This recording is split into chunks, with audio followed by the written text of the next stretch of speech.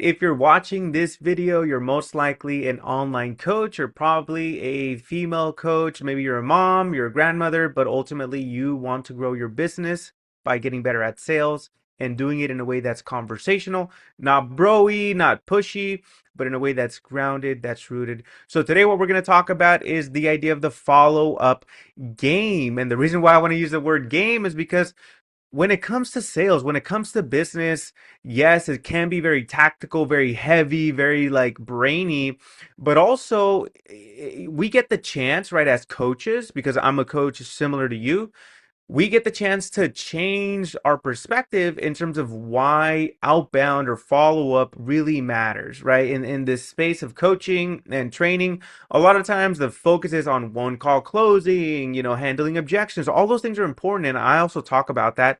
But this is another massive pillar of growth and success that you can tap into. And by the way, have fun and enjoy it. So, what are we talking about? Outbound follow ups, why do they matter? Yes, right? You can just talk to leads and forget about them. But also, from your perspective, have you ever received a follow-up that was actually helpful? I did. I remember I was sitting on the couch, hanging out with my wife, with my son, chilling, and then I got a text message saying, "Hey, are you still blank, blank, blank?" Right? And I was like, hey, this is actually obviously right. I come from a sales background. This is actually pretty good. And then I responded, hey, actually, yes, I am. And then, long story short, we set up a meeting. That didn't turn out to be something fruitful for me in terms of like moving forward with them. But I realized, hey, wow, they got me on the hook. So if that's ever happened to you, if you do it right, following up and outbound and reaching out to people can be very effective without it being salesy. Okay. And again, for me, it felt like, yeah, these guys are thinking about me. I'm not just another number. They're actually looking to help. From your perspective, though, what you want to think about is, hey, by the way, this is going to set my future self up for success. What does that mean? That sometimes what happens too for me is I'm doing my work, I'm busy, and then I get a notification or somebody reaching out to me saying, hey, Luis, we spoke a while back, or they respond to an email of mine saying, hey, you know what? I'm actually ready now to connect. All right, right. Those are really great wins, but first you got to plant those seeds, and first you have to reach out, water the seed, and before you know it, someone will effectively reach back out to you because of your outbound efforts. So, in another way, you want to think about this as it providing another marketing channel for you to grow your business. Because a lot of times there is inbound marketing, ads, and all that stuff. There's also outbound activities like new emails or social media posts and all those things. But sometimes we forget, hey, we've talked to people. Where are they at? Just naturally curious. How are they doing? What's going on with them? How can we support them? And so the more you do this over time, you're going to start bringing in an extra two, three, five, 10 deals per month. It just really depends. But all it stems from is, hey, let's be tenacious. Let's have some fun with this. Let's reach out because we know we're setting ourselves up for success.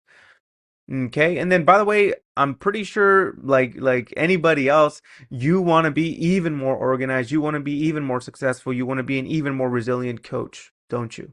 Because when you are, think back in your life, when you have been organized or more resilient, what's happened? Usually people tell me a lot of good things, right? And by the way, last but not least, these wins feel really, really good because again, once somebody comes in because of your efforts, because you revived the connection, because you care and because you checked in, those wins for me sometimes feel like even better than a one call close because it shows, hey, you know what? I do care about these people. I do want to check in. And I can't tell you how many times I've enrolled or re-enrolled a client by just genuinely checking in. Hey, what's going on? Are you still working on growing your coaching business? Or where did you leave off with that idea? That's a very tactical, very simple example, but let's get into it. It all starts not in what you say, but where to reach out and where in terms of how you're filtering your leads. Okay. So, of course, you have to stay organized. It goes without saying, but you should have a CRM, a client relationship management system. There's a ton of YouTube videos out there, I'm sure, that you can find around HubSpot or Close.io or Go High Level. I personally use Go High Level because it's kind of like an all in one option. But so here are some prerequisites. create some logical pipelines, right? And so, for example, if you have a new webinar coming up, create a new pipeline for that. Why? So that you can track those specific leads for that specific initiative.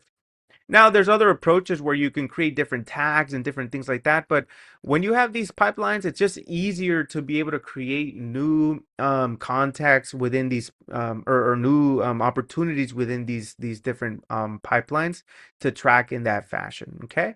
Then the other thing is have stages that make it very clear in terms of where this person is at in their journey. Okay. So here's an example. Let me actually build this out for you.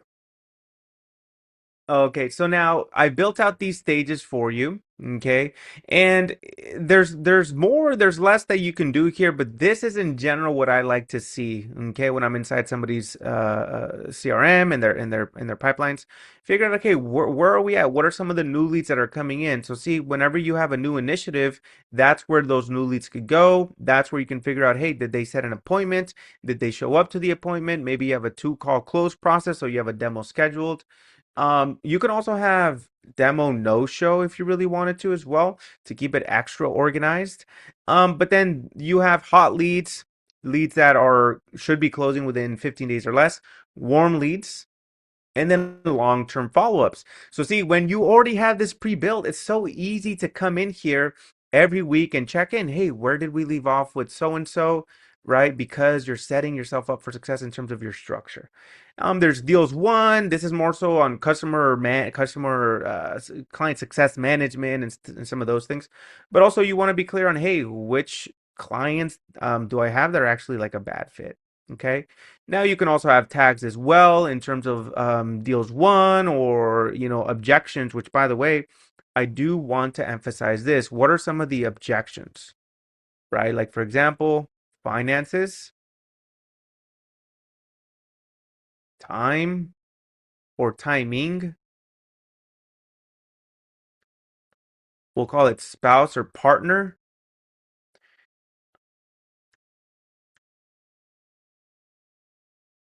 And then fear and uncertainty. So this is any sort of vague objection. Hey, I'll think about it. Hey, this is interesting, or hey, this is not a right time, but then they don't elaborate on why specifically. They go back to, well, I'm just not sure. It's again a lot of uncertainty.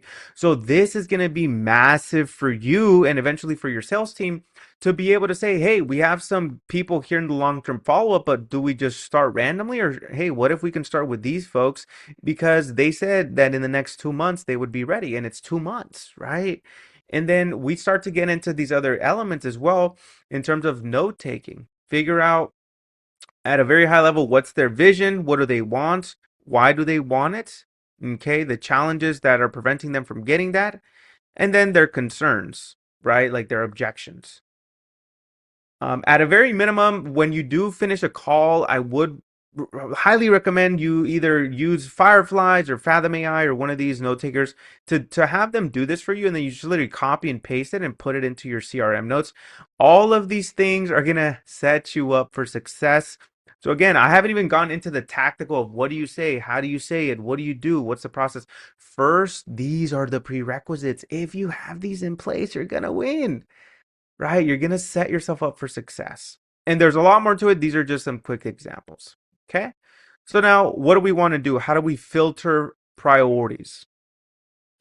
Well, it goes without saying, but, and then this is where you can add some more tags as well. Maybe you have referrals, people that you've reached out to in the past because they were referred and they never responded. Hey, reach back out to those because those are going to be some of the hot leads that are just sitting dormant, right? So reconnect with them. Maybe somebody tried to pay, but then they got scared, and that was a couple months ago. Go back and figure out, maybe those are some of those tags that you add in as well. Maybe somebody left a deposit 3 months ago, a month ago, and they missed their follow-up call. And then again, if you're not tracking, it's very easy to lose sight of these people. But that's why you want to be very diligent and very organized to be sure you're capturing these folks, not in a way to like get their money, but literally in a way to impact them and to actually help them. Then there are people there that might have given a verbal agreement, but they still gave an objection. Okay. Or maybe somebody that's a hot lead but eventually they move off of a hot lead. Well, you still want to prioritize those folks that were in this hot lead section. But you do that by, let's say, adding a tag or differentiating how they are different from the other leads that you're going to be following up with. Okay. Beyond that, let's say somebody scheduled a second call, or hey, you know what, this is great, but I got to run. I'm picking up my kids or anything, right? Okay, cool. Schedule the call. But if they don't show, track for that and reach back out to them. Okay. Now this is the priority: first, second, third, fourth, right? Prioritize these folks. And now we're starting to get into the objections. So if possible, again, the way you want to make sure that you are tracking all this is through your tags. Okay, but also pipelines as well. It's totally up to you. There's many ways, and then really you can customize it. That's why I'm here. I can really set this up with you to ensure it's custom to you.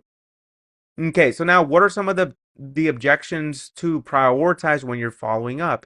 It goes without saying, but you should know what their objection was to begin with. You should have tracked it, and you should be very clear on where they're at.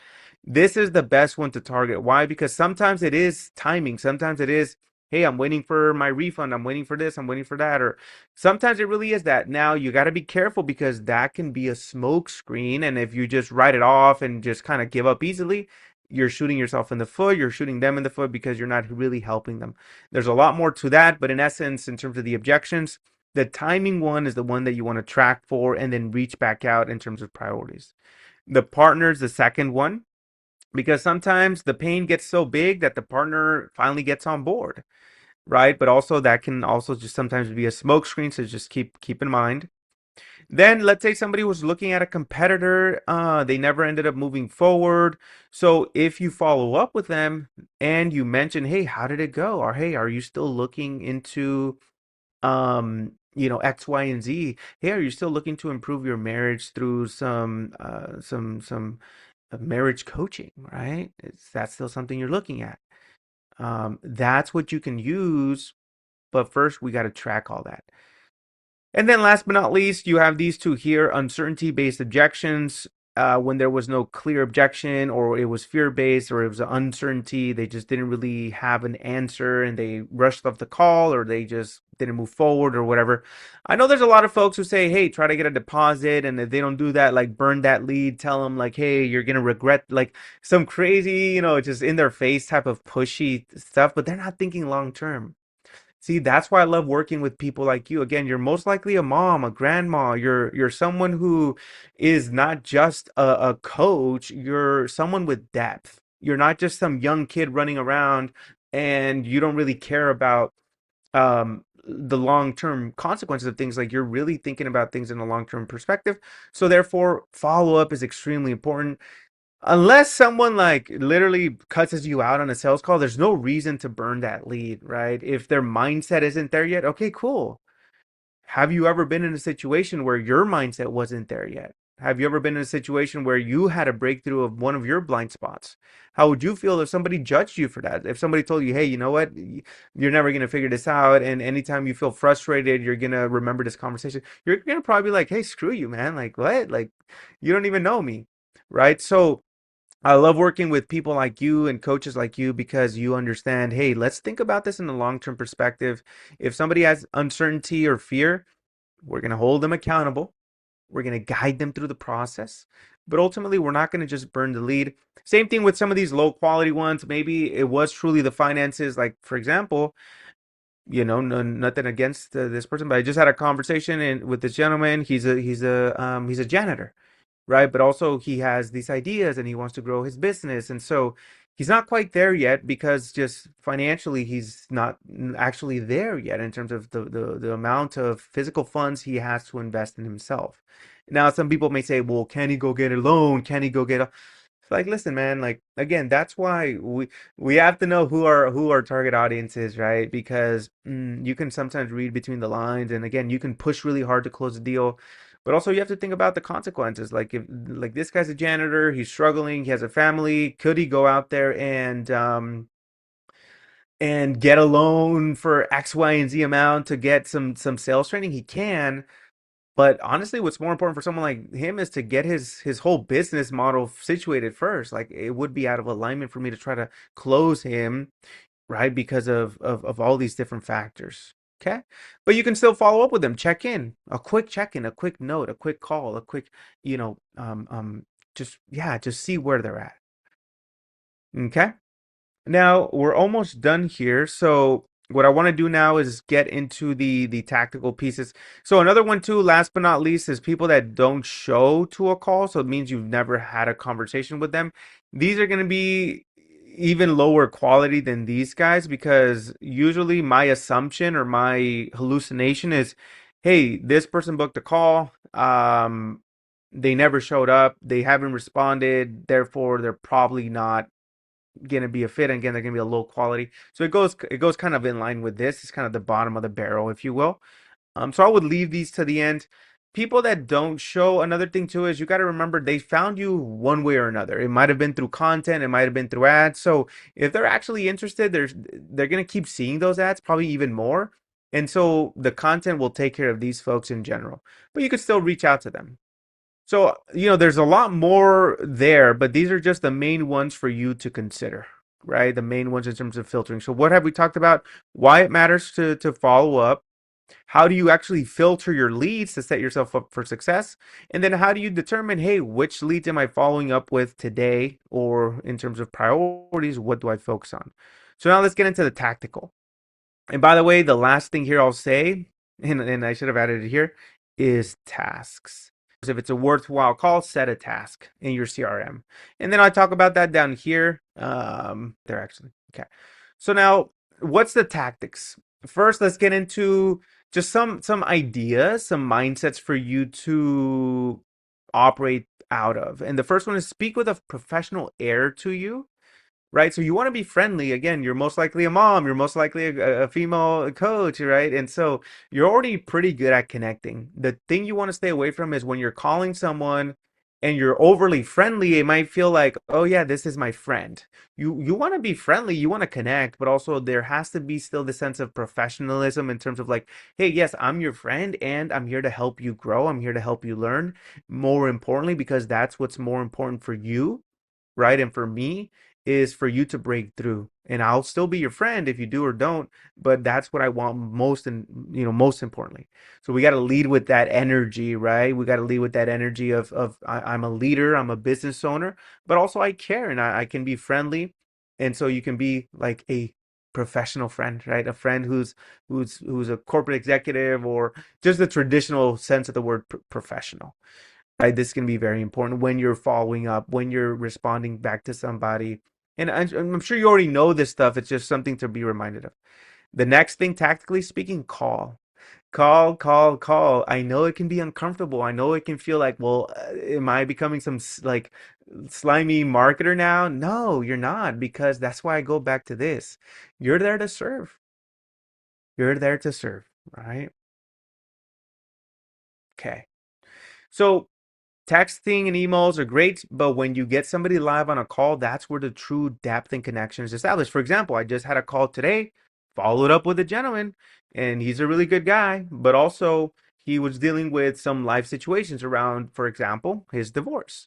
So that was more of a timing, spouse objection, but also uncertainty. It was everything, finances.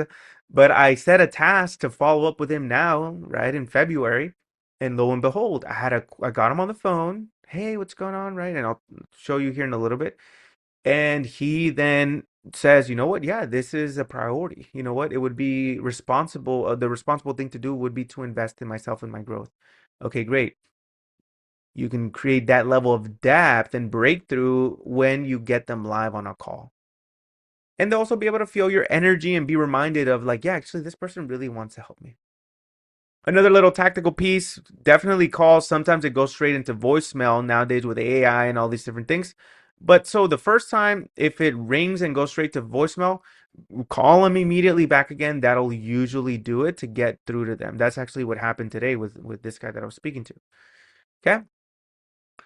And so, yeah, if it's another approach is if you hear it ringing, one, two, three, you can hang up and then call back again. and then let it ring fully.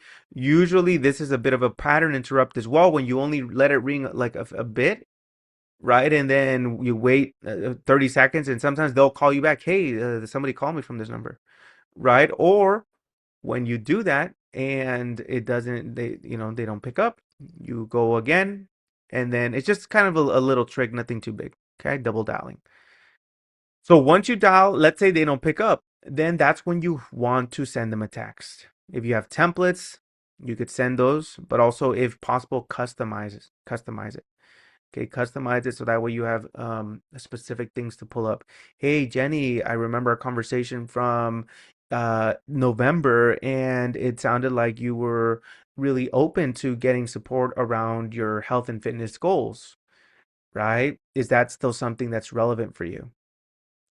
You could also even have a sequence in your templates where that's your first outbound one, and then the outbound two, if they don't respond, is, hey Jenny, did you get a chance to see this? Right? Outbound three could be, Jenny, right? Question mark, or hey, if this is no longer relevant for you, no worries, I can take you, I can stop reaching out, all good. So you can have these things like already saved in your CRM, and then you can just use it as well and customize it as you go along. But you want to call first, prioritize calling, then you text them. You can use certain little tools and tricks like FlyCut, which is a plugin, and you can use that for templates as well. Okay, so you've called, you text, and immediately after, what I would do is send them an email third. Some people are like, well, nobody reads their emails. Emails are like jammed up, and I'm sure they are. But the key here is how you can use a subject line. For example, like this, and usually this RE thing, the reply, like I like to use that as a bit of a hook, like there's a conversation there. And again, if you're following up, it's because you most likely did have a conversation, so you're not lying or manipulating or anything like that. So, reply, and it depends on your industry or whatever, but sometimes you can say, still interested in losing 10 pounds. Depends on your industry, right? Hey, still interested in improving your um your marriage, right? Saving your marriage, right? Like all these things. I'm still interested in scaling your coaching business. So you can use these as hooks to get somebody to say, hey, yeah, actually, what's this about? And then in the body of the thing, you can keep it very simple. Hey, Jenny, it's Luis Noriega. We spoke 2 months ago. I just wanted to check in. Are you still interested in growing your coaching business by getting better at sales? If so, would love to hear about how it's going, and then give you some tips to see how we can help you build momentum, right? So that's what you can do tactically there. And then in terms of a follow-up cadence, what do you do then after? Do you just abandon it? No. And by the way, what I would say is this is probably a better sequence. Then the fourth element there is call, text, email, task, right? Those are the four things that are going to really be the needle movers in your follow-up, okay? So top four in terms of the order, again, call, text, email. You want to do those immediately and then set a task. Okay, and so what's cat set? Every time you complete a task, you want to set a new task. The assumption here is you already had a task set for that contact that prompted the trigger that prompted you to reach out. But when you complete a task or complete a call, okay, complete a text, you wanna set a task. Okay, so just a little acronym there. But again, you want to be very ruthless with this, right? And sometimes this is where I can lose some people. Like, oh my God, another thing to do. It's like, hey, listen, you don't have to. What did I start with? You don't have to do this. You can just talk to leads and forget about them. You can also go on with missing out on an extra 2, 3, 4, 5 deals every single month. You can go on and not set your future self up for success. You can do that. Or you could say, hey, it takes 30 seconds to set up a task. And then, yeah, maybe your tasks are bloated, right? But that's another symptom. That's like, okay, well, what's going on there at the root of it, right? So anyway, these are the top four activities. And then in terms of following up thereafter, every 3 to 4 days, it should be like non-aggressive follow-up. If you really want to be aggressive, and I know you never want to actually as a coach, especially let's say you're a female coach, or you're not really trying to be in their face, which none of us are. However, there are some times when you do have a deadline, when you physically do have an urgency. Hey, these spots are filling up, and I know you really wanted to join. Just wanted to check in if you were able to talk to your husband, if you were able to get the loan, if you were able to do whatever they said that they were gonna do. This is usually and maybe the best word is priority, right? And I'm being very transparent. I'm just leaving it like this. I'm not gonna edit this out. Um, you know, for urgent, non-urgent, for non-priorities, right? So you could also do once a week. You can also check back in every so often. This is the one that I like, every 3 or 4 days, because also think about it. Let's say somebody's on vacation. Let's say somebody's dealing with an ailing parent, or somebody's dealing with, I'm sorry, an aging parent, and somebody's dealing with all these other things in their life. Usually about 3 to 4 days after the situation happened, they're usually kind of in a better spot, just mentally at the very least, and in terms of time, and in terms of them, kind of getting into a better situation, to be able to talk to you, right? For example. And so, just got to do one thing here.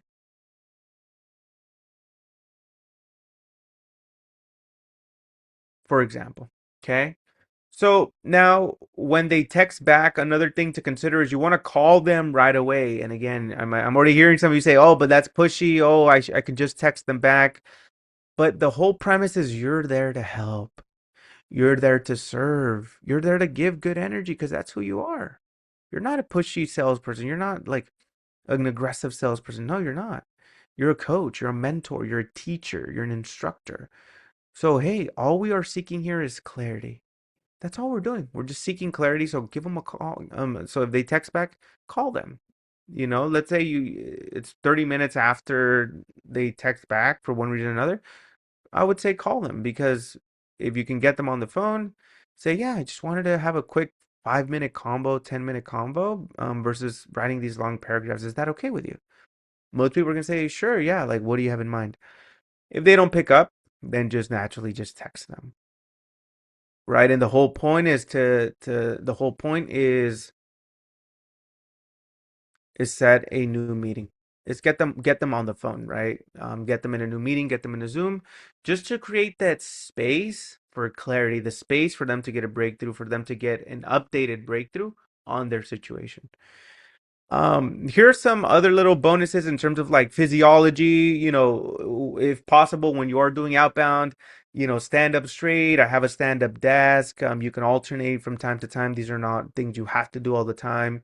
But also it goes without saying, like, that's why the professionalism, right? When you get dressed for the day, it just usually carries a different energy.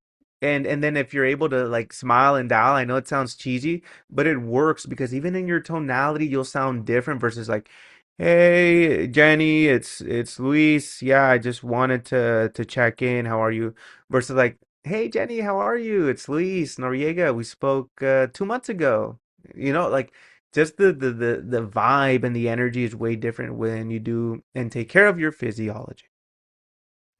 Other little things you can do, external motivation. I sometimes have songs playing in between dials, or songs playing, over there in the living room and all that stuff, and I can hear it from afar.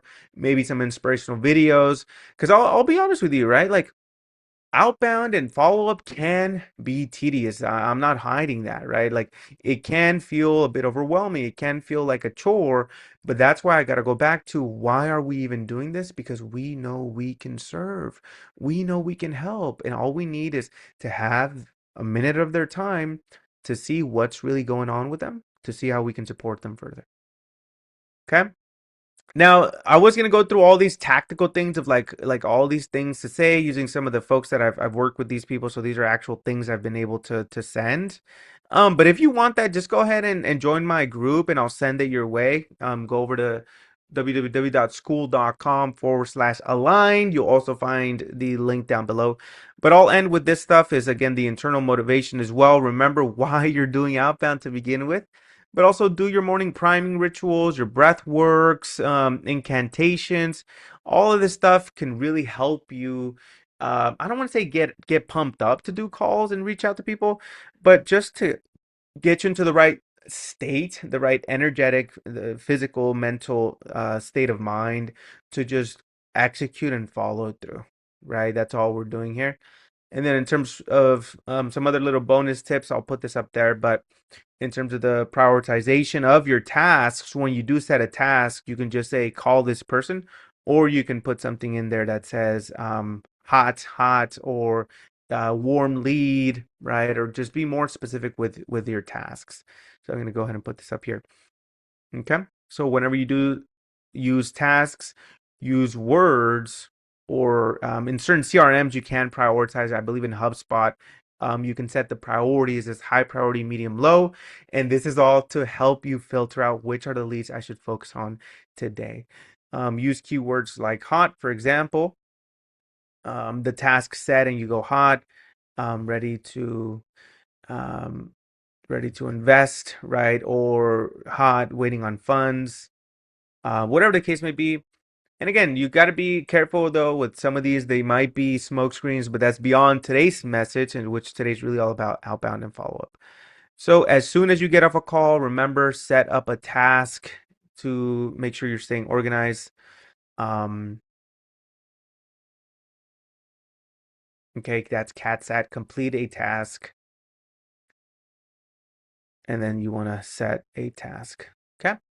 So that was the message today. Again, if you are an online coach, you're most likely a female, you're a mom, you're a grandmother, and you're looking to grow your business by getting better at sales, then reach out to me. I'll give you advice, I'll give you guidance, and if it makes sense, we can work together exclusively in a one-to-one fashion, and would love to support you moving forward. Again, my name is Luis Noriega, and we'll talk to you soon.